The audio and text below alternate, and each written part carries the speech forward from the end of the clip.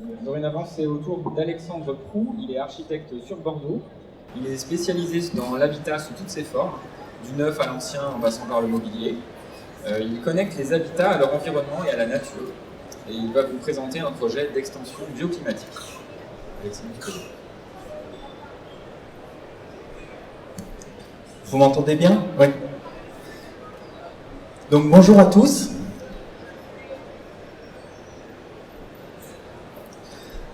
Donc voici l'environnement dans lequel j'ai grandi et j'ai vécu mon enfance.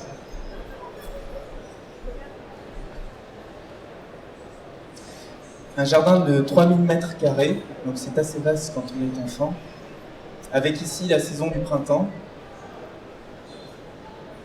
Ici on retrouve l'été, où donc je suis avec mes frères, l'automne et l'hiver.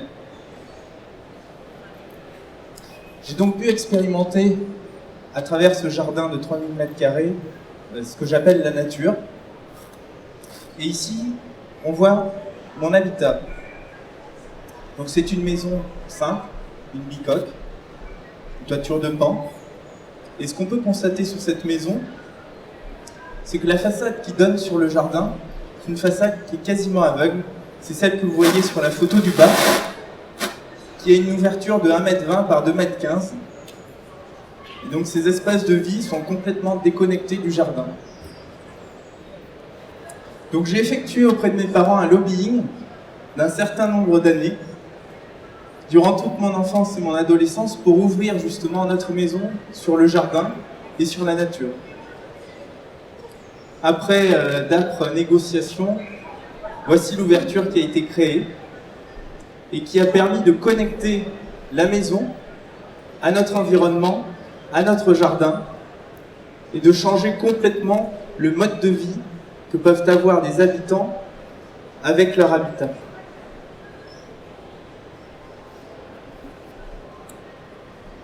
Ce changement, il a été aussi pour moi, puisque ces négociations, à partir de ces négociations-là, je suis devenu architecte, et mon métier aujourd'hui, c'est de connecter les habitats qui existent, ou qui sont à faire, à créer, avec leur environnement. Donc en voici un exemple. Cette maison vous rappelle peut-être quelque chose, une maison des années 70, de pente également, qui est implantée au milieu de son jardin, avec peu d'ouverture sur l'extérieur, séparant un jardin à l'est, que vous voyez ici avec le potager, et un jardin à l'ouest, où se trouve la piscine. Voici la magnifique vue qu'ont les espaces de vie sur le jardin. Et les habitants de cette maison, en fait, souhaitaient agrandir leur maison. Ils ont 2 enfants, ils sont 2.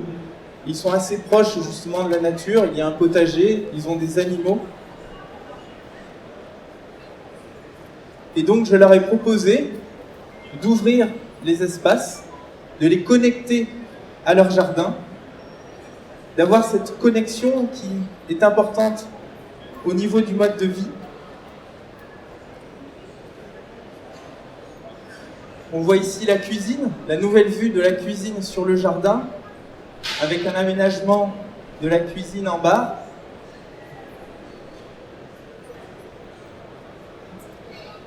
La vue sur l'extérieur, on voit comment cette extension en bois vient se connecter à la maison et au jardin existant.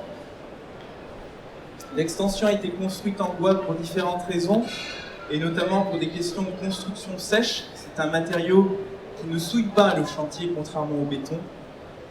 Par ailleurs, les habitants habitaient cette maison pendant le chantier, donc il était très important d'avoir ce matériau pour la construction du chantier et la bonne opération du chantier.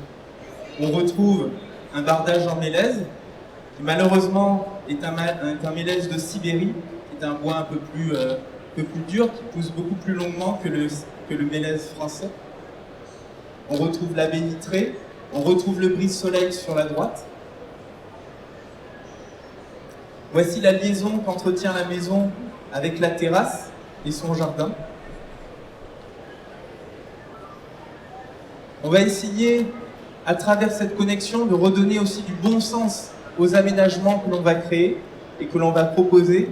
Ici, on retrouve à gauche l'accès au niveau du jardin, avec le haut-vent d'entrée qui est situé sur sa droite. On peut ensuite rentrer dans le sas de la maison pour y disposer les habits, les chaussures, les bottes.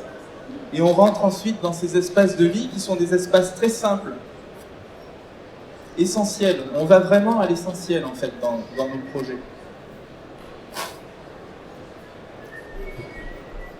On voit ici comment les espaces intérieurs ont été connectés à cette nouvelle extension et de fait au jardin.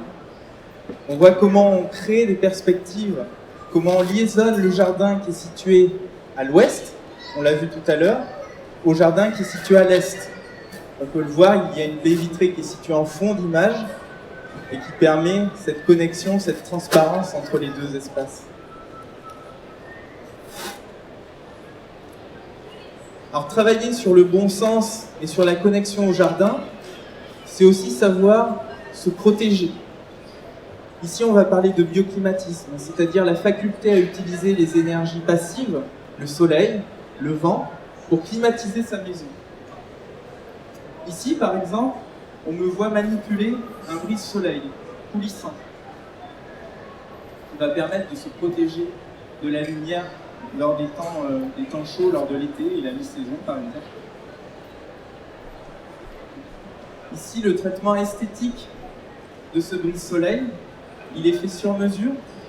Donc on va essayer de lier les parties figées de la maison en bardage bois aux parties mobiles du brise-soleil pour créer une unité d'ensemble de cette habitation. Toujours travailler dans cette simplicité, aller à l'essentiel, et le détail est très important pour cela. On peut voir les jeux de lumière que crée ce travail, comment on a toujours cette connexion intérieure-extérieure.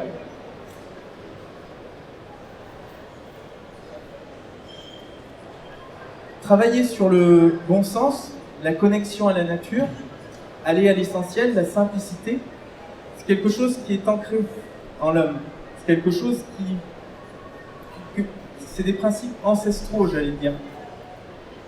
C'est des choses que moi-même j'ai vécues, je vous l'ai présenté tout à l'heure dans mes premières images, mais que j'ai vécu aussi à travers des sites, et notamment la vallée des Eaux-Claires, qui est située en Angoulême, où je suis originaire, à Puy-Moyen. On a un formidable écosystème où on retrouve l'eau, la végétation, l'habitat. Et on retrouve la trace de l'homme dans ces paysages. Et je prends ici l'exemple de la grotte, qui est un espace simple, un espace ouvert. On a une ouverture sur le jardin, on a une connexion à la nature, on va à l'essentiel.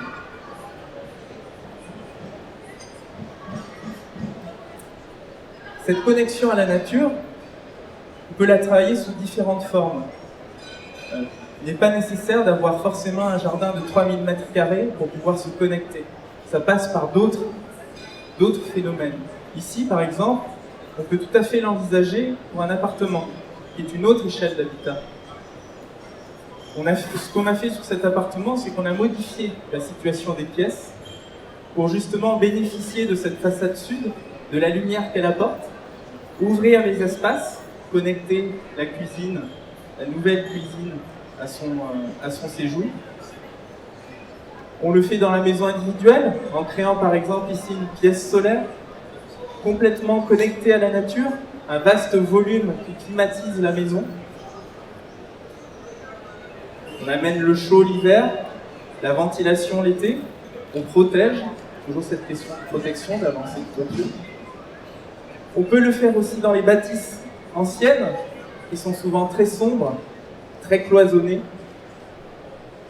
On va ici connecter les espaces entre eux, ouvrir les murs porteurs, créer une liaison d'est en ouest, amener la lumière, ouvrir sur le paysage qui existe. On voit que les artisans ont déjà pris place sur cette terrasse, qui s'y plaisent déjà.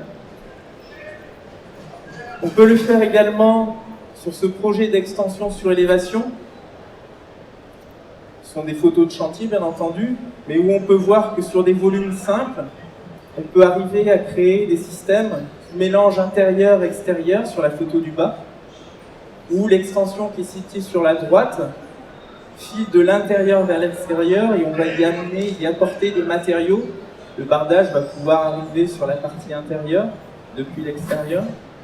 Donc c'est de éviter les limites qu'il peut y avoir entre l'intérieur et l'extérieur pour propulser le regard, amener les vers l'extérieur.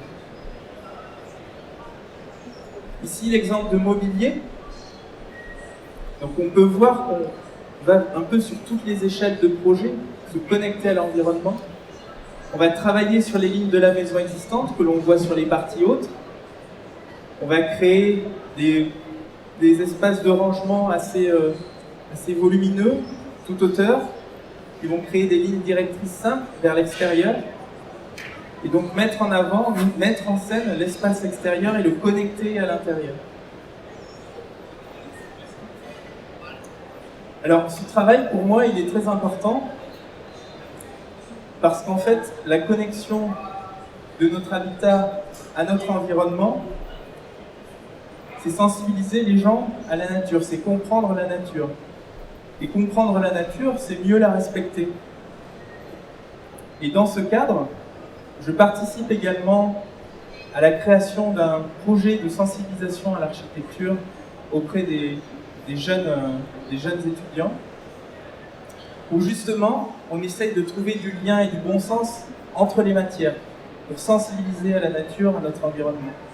C'est-à-dire que la technologie, l'histoire, le français, l'art plastique, l'architecture vont autour d'un site, autour d'un environnement, amener leur expertise